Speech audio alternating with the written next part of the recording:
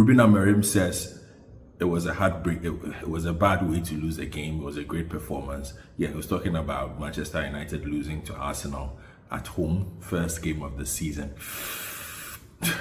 Clearly, let's be fair here. This was a much improved Manchester United from what we had seen last season. But the records don't help Ruben Amorim. He's the fastest manager to reach 15 defeats in a new job. He's played 28 games. He's lost 15 of them.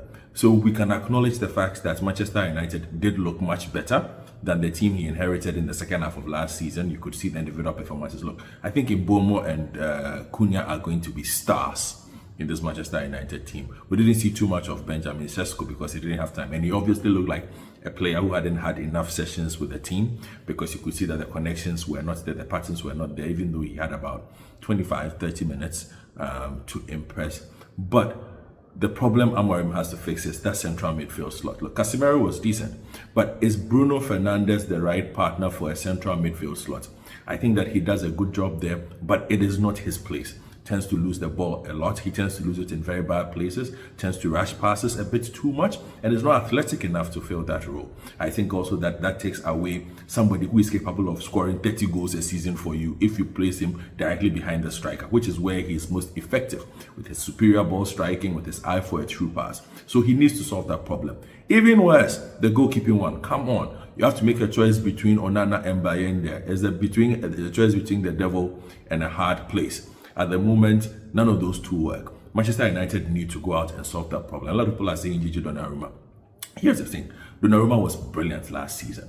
But in the 4 years that he's been at Paris Saint-Germain, he's not been a very good goalkeeper. So do you fall back on the purple patch he had? And yes, I think it was a purple patch that Donnarumma had last season, helping Paris Saint-Germain win the Champions League and the French League. But I don't think that it encapsulates the overall quality that he has exhibited for Paris Saint-Germain in the past 4 years, or the overall quality that he has exhibited as a goalkeeper, for one to say that he is a must-have. He's a big name in goalkeeping, but is he a must-have? I think United needs somebody who is competent and reliable.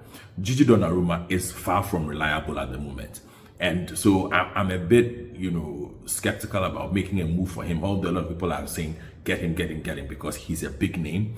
But I don't think he solves the problem immediately. So United scouting team, whoever it is you bring in has to be somebody who solves the problem. Look, I would have thrown Tom Heaton in this game against Arsenal. United he would not have considered that goal by Bayende conceded. It was absolutely weak stuff.